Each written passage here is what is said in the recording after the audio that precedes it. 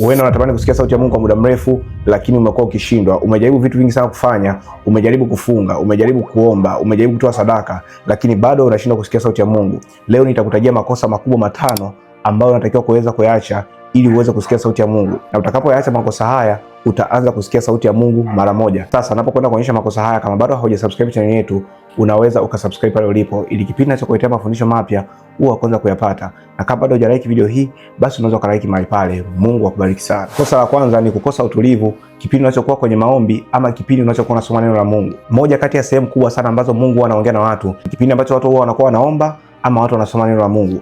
Kwa sababu unapokuwa unasoma neno la Mungu, unakuwa unamjua Mungu, unakuwa unamfahamu Mungu, unakuwa ni kama unawasiliana na Mungu. Mungu anasema nini kupitia neno lake? Kwa sababu neno la Mungu ni Mungu mwenyewe. Neno la Mungu ni moja kati ya njia ambayo inatumika ili Mungu kuweza kuongea na wewe. Au wakati unapokuwa unaomba, unakuwa ni kama unaongea na Mungu, unakuwa unawasiliana na Mungu. Ni moja kati ya njia ambayo wewe unaweza kaongea kwa Mungu naye Mungu akaongea na wewe. Sasa watu wengi wanashindwa kusikia sauti ya Mungu ni kwa sababu kipindi mtu anachokuwa anaomba anakuwa na vitu vingi kichwani mwake. Mtu anaweza kama amejipangia kabisa kwamba leo mimi naomba kwa muda wa saa moja, lakini anaomba dakika 10, anakumbuka Bwana kwamba kuna kazi moja sijaimalizia kuifanya. Anatoka kwenye maombi anaenda kufanya ile kazi, akimaliza kuifanya hiyo kazi anarudi na kwenye maombi kuendelea na maombi. Hauwezi ukakaa ukamsikiza Mungu kwa namna hiyo. Unapoingia kwenye maombi hakikisha unakuwa na utulivu. Yaani kama unaingia kwenye maombi ya nusu saa, unajipangia na kujikomiti kwamba mimi sitatoka kwenye maombi haya mpaka muda huu niliojipangia utakapokuwa umekwisha. Au kuna mtu mwingine anakuwa anaomba lakini mawazo yanakuwa ni mengi. Yaani yeye anakuwa anawaza vitu vingine. Nitakapotoka hapa nitapanga, nitafanya hivi, nitafanya hivi, nitafanya hivi, nitafanya hivi. Yaani kwenye kichwa chake yeye muda ambao anakuwa anaomba anakosa utulivu kabisa. Anakuwa anafikiria vitu vingi kwa wakati mmoja. Mawazo haya yanaweza kufanya wewe ushindwe kusikia sauti ya Mungu, kwa sababu Mungu anaweza kuwa anataka kuongea na wewe muda huo, lakini Mungu anashindwa kuongea na wewe muda huo ni kwa sababu wewe una mawazo mengi kichwani mwako. Na mwingine mtu anakuwa anaomba na simu yake ameiacha on. Simu ile inaita, simu ile inapotuita, kitendo cha kushtuka tu kutoka kwenye yale maombi na kwenda kuangalia ile simu, tayari umeshapoteza focus. Unaweza kukuta muda huo ambao simu inaita ndio muda ambao Mungu alikuwa anataka kuongea na wewe kipindi hicho kwa unaomba. Kwa hiyo unajikuta kwamba unashindwa kusikia sauti ya Mungu kwa sababu wewe unakosa utulivu kipindi ambacho unakuwa kwenye maombi. Kipindi unachokuwa kwenye maombi, zima simu yako ama iweke kwenye airplane mode. Na kuna mwingine anapokuwa anasoma neno la Mungu anakuwa anachati. Yaani unasoma neno la Mungu, anakutumia mtu message, unamjibu pale pale, unaendelea kusoma neno la Mungu. Hauwezi kumsikia Mungu kwa namna hiyo, kwa sababu Mungu anapendezwa na utulivu.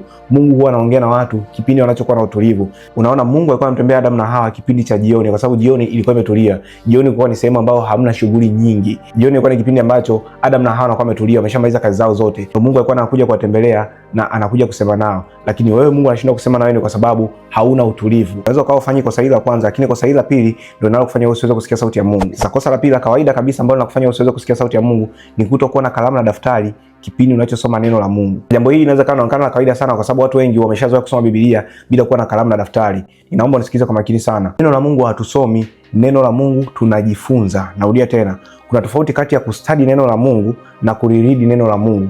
There's difference between studying the word of God and reading the word of God. Kuna tofauti kubwa sana. Soma tunaweza kuwa nasoma hivi kawaida. Maana jinsi Mungu aliupenda ulimwengu hata akamtoa mtoto wake wa pekee ili kila muamini asipotee bali awe na uzima milele. Hapo unasoma neno la Mungu. Lakini kujifunza neno la Mungu ni pale unapokuwa unasoma neno la Mungu huku unalitafakari. Kipindi hicho ndicho kipindi ambacho Mungu anaongea sana mtu kuliko mtu anayesoma neno la Mungu. Ukiwa unasoma neno la Mungu huwezi kusikia sauti ya Mungu. Lakini ukiwa unajifunza neno la Mungu, ukiwa unasoma mstari wa Biblia unasema, maana jinsi Mungu alipenda ulimwengu hata akamtoa mwana wake wa pekee ili kila muamini asipotee. Unaanza kusema kwamba unaanza kutafakari, maana jinsi hii Mungu alipenda ulimwengu hata akamtoa mwana wake wa pekee. Ina maana kilichomfanya Mungu amtoe mwana wake wa pekee ni kwa sababu aliupenda ulimwengu kwanza. Ina maana hauwezi ukatoa kama hauna upendo. Ina maana ili uweze kutoa lazima uwe na upendo kwanza.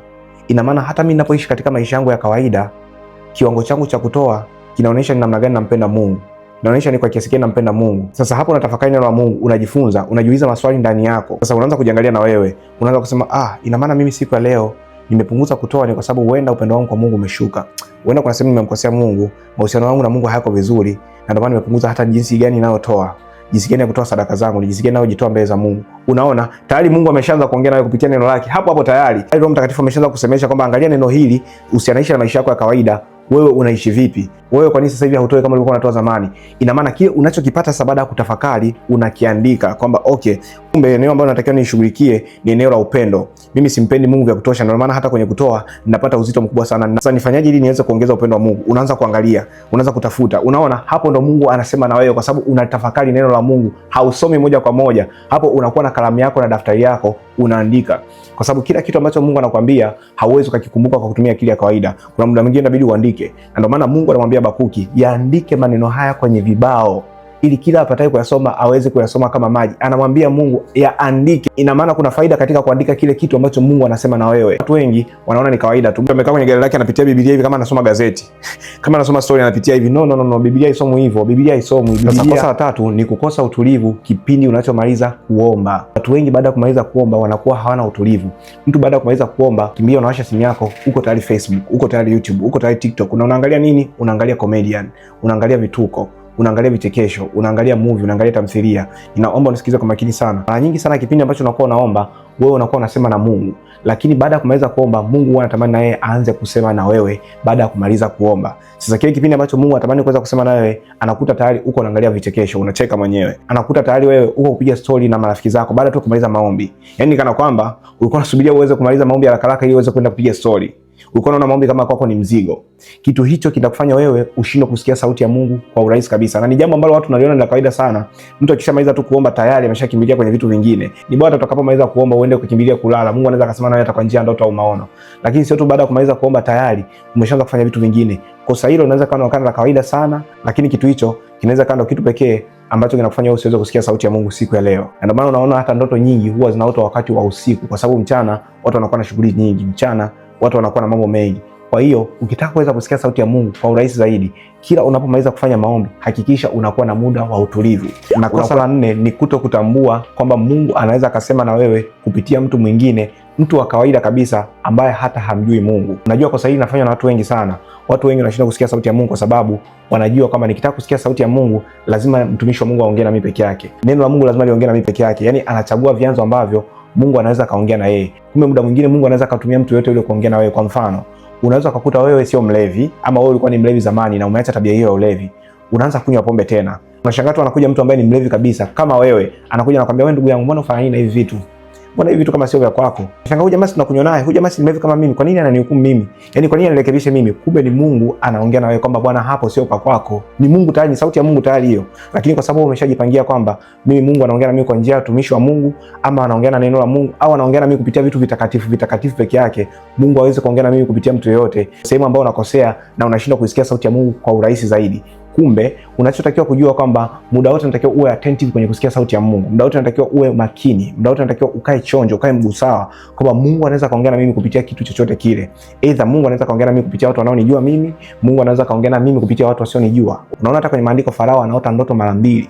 Ndoto ya kwanza anaota ng'ombe 7 wembamba wanawameza ng'ombe 7 wanene. Lakini yaishia hapo tu. Unaona Farao pia anaota ndoto ya pili kwamba masuke 7 membamba yanayala masuke 7 wanene. Lakini hapo mfuata Yusufu anamwambia kwamba Mungu amemwonyesha Farao. Anajiuliza kwamba Farao alikuwa ni mfalme wa kidunia.